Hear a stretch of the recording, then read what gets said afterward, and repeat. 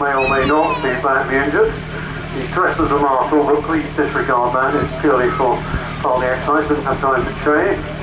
And we have a maniacally laughing driver in the car, Donna Hopton, our events officer, who's just managed to knock down one of her own staffers, it would seem. And suddenly we can hear the police have received a call.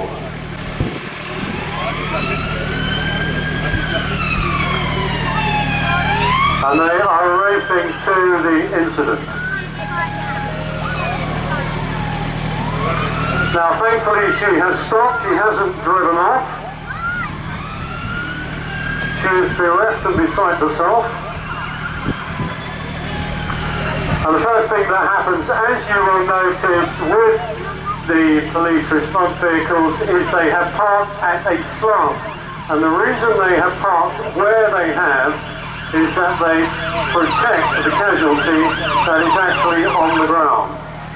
Obviously, what you do not need in an incident is the casualty being run over by a secondary vehicle or people who have come to help the response, in this case, initially these two police officers.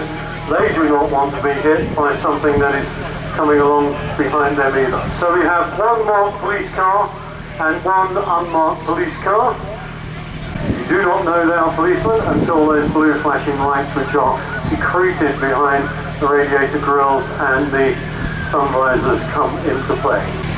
Okay, so the first thing we've now got after the police who have done the initial assessment of the casualty is a paramedic. This is the person you most definitely want to see.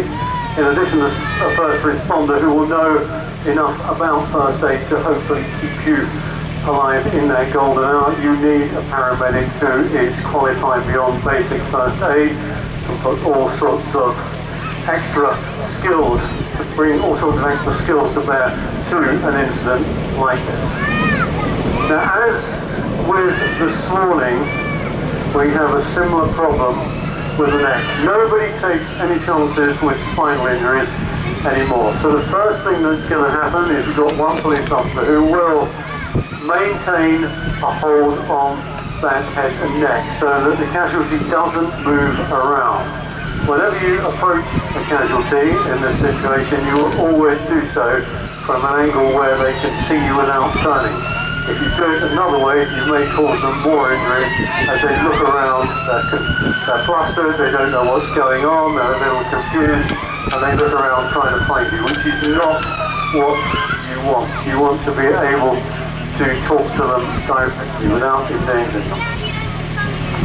So at the moment, two police vehicles, now we have an ambulance coming in, the paramedic is attending. And in the meantime, the driver, who is probably a little shaken up, probably in shock, is going to be initially questioned by the police officers here. They will be looking for evidence of drink or drugs in that person's system, as a matter of course. They will always, with an incident like that, test immediately for it.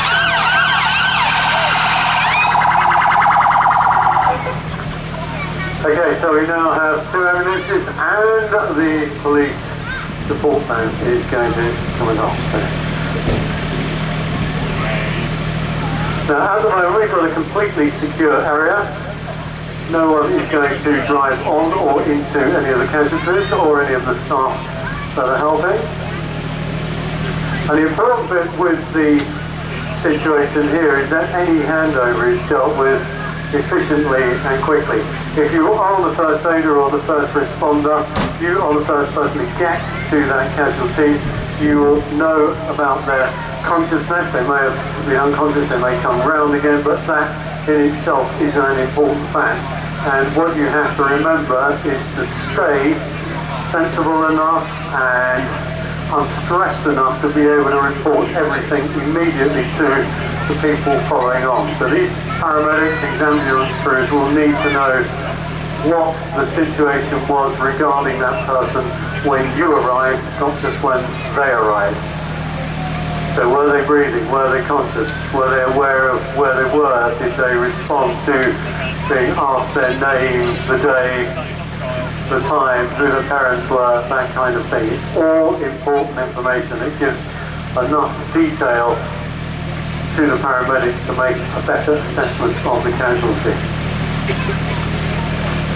Now, as we said before, there is no economy with these things these days. We have to believe that there is a spinal injury to start with. That means it's always prevented from getting worse. It is better to plan for the worst and then be given a better scenario at the end than the other way around. So they will always treat it as though the person has spinal injuries until they can ascertain at the hospital what the exact situation is.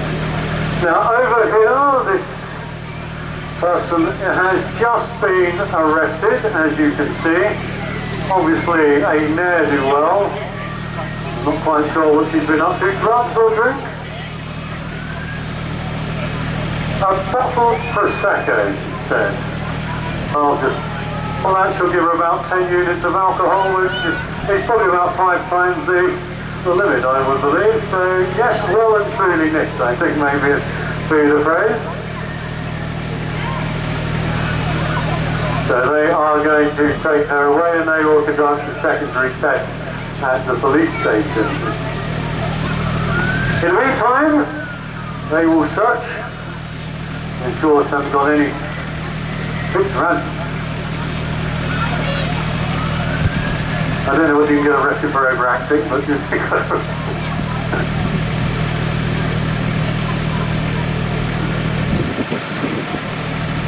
hey. What they don't want to do is find knives, needles, anything that could be a danger later, or indeed if there's any drugs or anything suspected about the person, they note them down there, find them now, and there can be no argument with what was on at the time of arrest.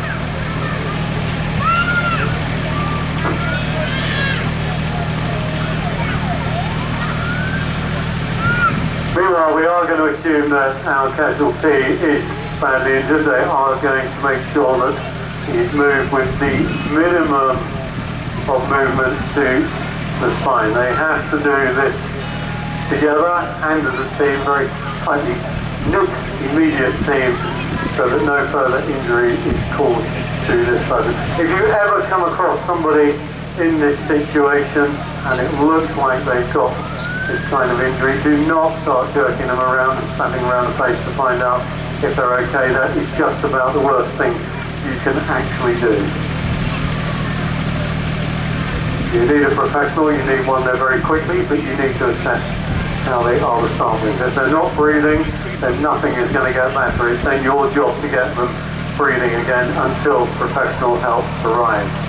If you don't know how to do that, I suggest you go onto your App Store or Google Play and download maybe the St. John app, which will give you the exact instructions with something to give you a rhythm for doing it. And if you have young children, I would suggest you do it anyway, because if it comes to the fact that your child is in danger and you don't know what to do, you will never ever forgive yourself. Far better to learn first aid before you need it than do it after one of your loved ones has passed on because you didn't know what you were meant to be doing in the situation. Okay, so we now have on the bodyboard, we have his head tightly secured. He's not going to go anywhere with him being in any danger whatsoever, and the next thing we need to do is to actually get him onto this bit of equipment so we can get him into an ambulance safely out the way.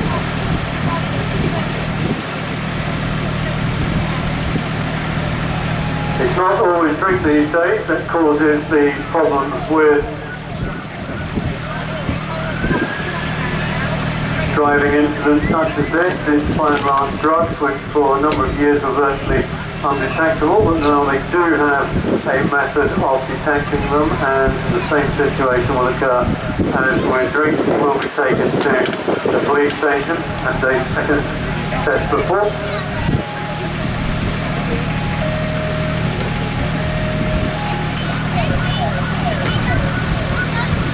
decided it's much safer down here. Now what you also learn from this is when you are stuck in that big long queue or traffic at a weekend or a bank holiday, because of an incident such as this, please be grateful that it is not you. If they take time getting the person out, it doesn't really cost you that much, but if you were the person in the situation, you would rather they got you out with any further damage and did it safely for themselves so they can come and do it again. It is awful when you're stuck in a jam, but the reason for going through these things in the way we do is so that people come away with a minimum amount of injuries. As you saw this morning, if there was a fire service or rescue cutting you out of a car, you will be there for quite a while. Far better you are there for quite a while than someone's life is in danger further. So we're quite lucky here, got a whole load of professionals attending to the casualty. Police are securing the area. They have arrested our wrongdoer, our ne'er-do-well, who was driving with a bottle of Prosecco inside her, which is never a particularly good idea. Drinking and driving are great, but not together. They are mutually exclusive activities.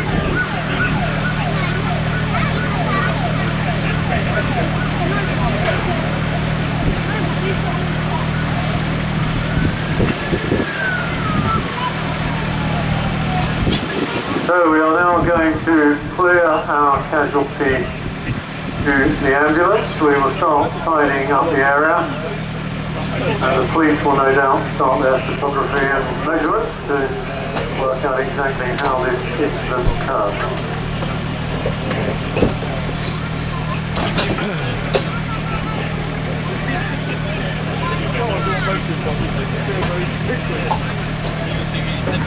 Much easier these days, of course, with all these electronic tractors which go up and down the push of a button rather than have to hurl everything up and down yourself. They find an awful lot easier.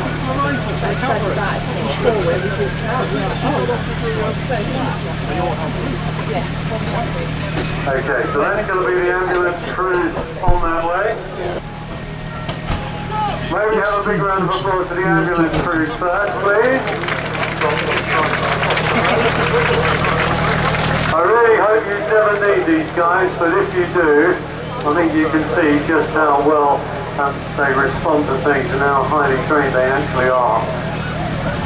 And of course to the police who immediately got this driver off the road for good, I would reckon, and made this area safe before the first aid people got to